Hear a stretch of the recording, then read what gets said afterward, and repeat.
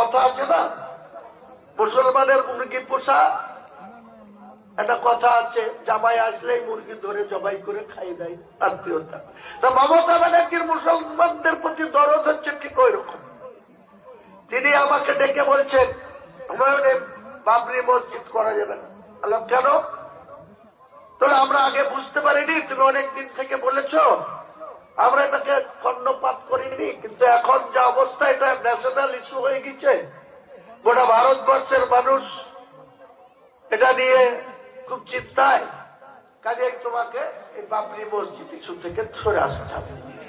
আমি বললাম আমি কোনো মতেই এই ইস্যু থেকে সরব না, কারণ সুপ্রিম কোর্ট যে রায় দিল তাতে তো বাবরি মসজিদ করার জন্য 5 একর 15 বিঘি জায়গা দিয়েছে, সেখানে তারা করতে পারেনি। আমি তো আপনার অর্থ সাহায্য চাইছিলাম।